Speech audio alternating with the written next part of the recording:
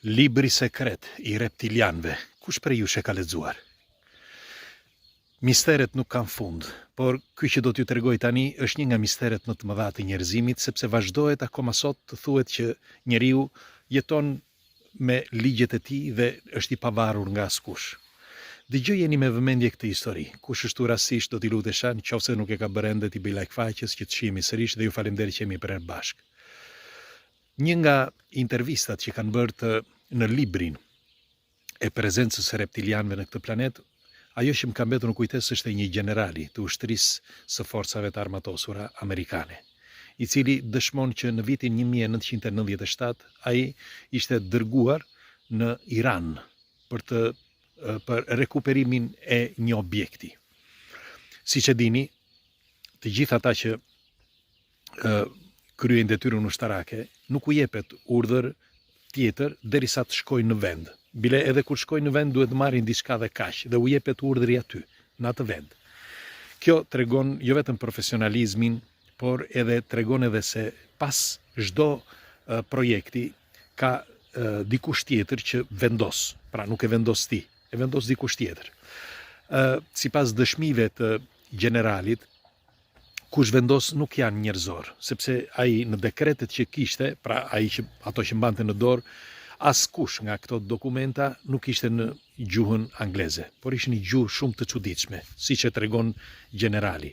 Dhe e tregojnë edhe të tjerët, ushtarët e tjerë që ishin pjesëmarrës, por ata e kanë mbyllur gojën dhe një pjesë prej tyre nuk flasin. Vetëm një pjesë folën. Tani generali thotë që nuk është se ne kuptonim se çfarë shkruajnë ato dekrete, por dekretet udhëzoheshin ose diktoheshin nga këto, pra nga këto qenje, ose nga këta reptilian, sepse këta dërgonin dekrete në një, si mund të them, në një zyrë specifike, ku gjendeshin vetëm tre njerëz që merrnin këto të dhëna, dhe ata duhet I zbatonin këto të dhëna sipas diktimeve.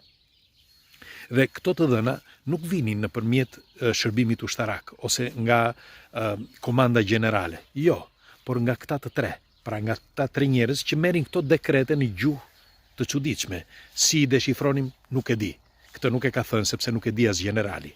Megjithatë në vitin 1997 generali shkoi në Iran dhe kishte mes tij ishin rreth 52 trupa, pra ushtar.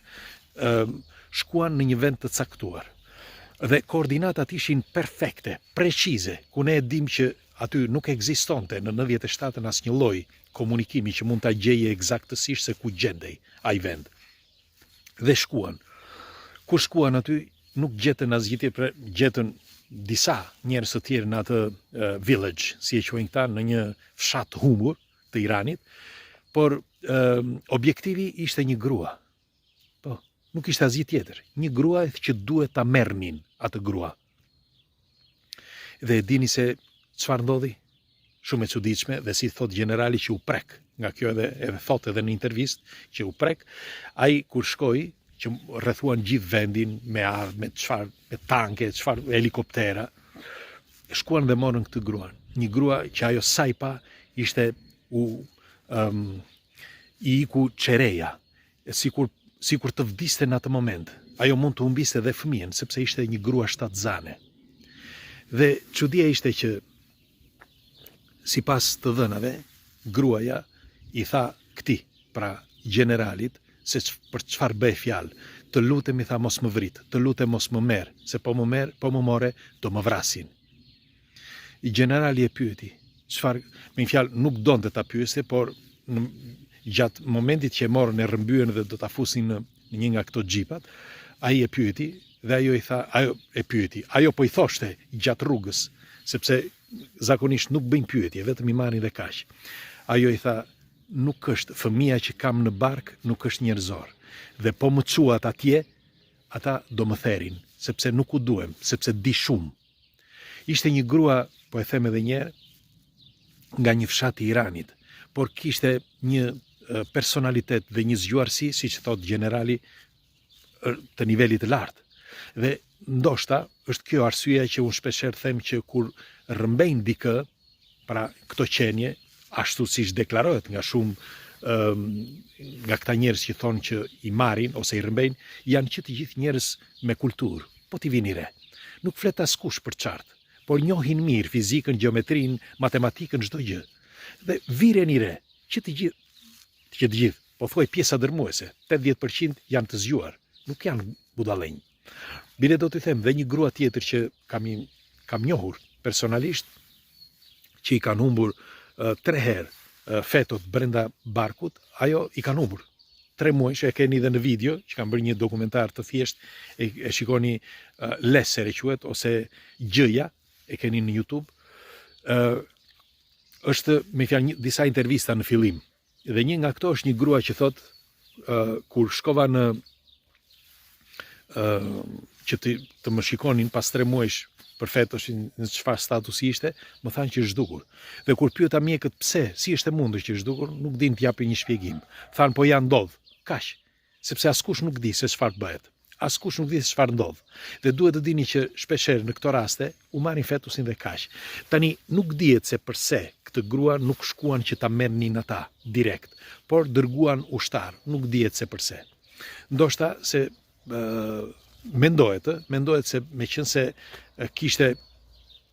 ishte një periudhë shumë delikate dhe kishte shumë rrezatime në atë zonë dhe thuhet që reptilianët nuk shfaqeshin, pra nuk shkonin aty sepse kishte shumë rrezatime. Dhe duhet të dini që ata qoftë nga rrezatimet të bombave, por njëkohësisht edhe nga rrezet e diellit ata i shmangin. Dhe duke qenë një vend i ngrohtë, shumë i nxehtë dhe për më tepër kishte rrezatime, thuhet që ky ka qenë shkaku që dërguan generalin. Gjatë rrugës generali bëri diçka që se kishte bërë kurrë. Pasi mori 2 të besuarit e tij, u shkëput së bashku me karavanin që ishin, pra me makinat që ishin rresht, dhe nuk zbatoi urdhrin. E la gruan në një vend ku i tha që, shiko, ti ka shumë mundësi, tha që ti mund të kesh një mikrochip në trupin tënd. Në qoftë se do heqish mikrochipin, ka hequr çdo gjë. Unë nuk e zbatoj këtë urdhër dhe e çoj. Nuk u tha asgjë. Nuk tha që pse nuk zbatonte urdhrin. Nuk i tha asgjë askujt, por vazhdoi. Pas 5 muajsh, si deklaron generali, u zhduk totalisht. U zhduk, pra e hoqën direkt nga general, e zhveshën nga armët, e zhveshën totalisht, dhe si përfundim i hoqën të drejtën që të merrte pjesë në të gjitha shërbimet ushtarake. Tani, përveç kësaj, e hoqën nga të gjitha portalet. Ai ishte në të gjitha portalet, me një fjalë dikush kishte bërë intervistë, sepse kjo është më e rëndësishme, ai kishte bërë dhe intervista gjatë momenteve që të jetës së tij e hoqën totalisht. Për fjalë, nga YouTube, nga Facebooku, nga TikToku, nga site të ndryshme që ai kishte lënë intervista, komplet u zhduk totalisht sikur mos të kishte ekzistuar kurrë ai njeri. Tashmë generali nuk është më në ushtri dhe pasi ai la ushtrin, la këtë deklarat. Tani unë duhet ju them diçka. Në librin sekreti i reptilianëve, që ja u sugjeroj ta lexoni kush është i apasionuar nga këto, ky nuk është një pasion. Të mbani mend që kjo është jeta reale. Dikush nga ju kam lexuar shpesh që thon, po mirë, ti u beson këtyre budallëqeve? Le ti marrim si budallëqe. Merrini si budallëqe dhe ju. Merrini si fantazi. Por bëni kujdes. Kontrolloni. Lexoni dhe futuni më në brendësi. Dhe dua të shtoj diçka. Në qoftë se unë kam kohë që studioj këto fenomene dhe kam qindra njerëz që më të kontaktojnë çdo ditë, atëre mund të kem një informacion më të madh se normalja ose se njerëzit normal? Padyshim po. Kështu që në qoftë se kam një informacion më të madh, pse nuk mund të shpreh mendimin tim? Pra, mendimi im është që unë them se ka diçka që nuk shkon. Sepse siç ju kam thënë për herë, po ta shikoni dhe vetë civilizimi i njerëzimit nuk mund të ecë si kështu. Me një fjalë kot më kot. Nga disa që politikan që po t'i shikoni duket sikur janë të humbur, sikur nuk marrin vesh asgjë. Dhe prap zbatojnë disa rregulla ose disa ligje të diktuara nga dikush. Kjo më bën të mendoj që ka diçka atje pas. Të gjithë politikanë ikin dhe vinë dhe gjërat shkojnë drejt atij ati drejtimi, pra drejt një piksynimi, po t'i vini re në çdo gjë. Për shembull tani u vendos që do merret Ukraina, pa diskutim do ta marrin. Pa diskutim do bëhet çdo gjë, mos sot nesër pas nesër do bëhet diçka që ta marrin, sepse duhet që të bie vlerë forca e disave. Pra e disa oligarkëve, e disa prisëve, që ata mendojnë që me kalimin e kohës duhet jetë një botë e përbashkët, një botë e njëjtë dhe pa zënka. Dhe ata që do mbeten, do jenë ata që do bëjnë zhvillimin e njerëzimit duke kaluar në një status shumë më të lartë.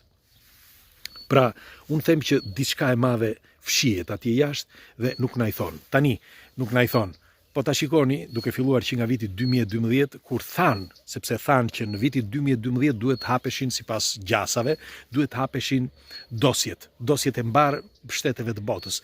Dhe çuditërisht që të gjitha shtetet e botës flasin për alien duke filluar nga viti 2012 në mënyrë të fortë, sepse më përpara nuk ishte kështu. Flisnin po shumë pak, kurse tani të lënë të jesh i lirë. Pse?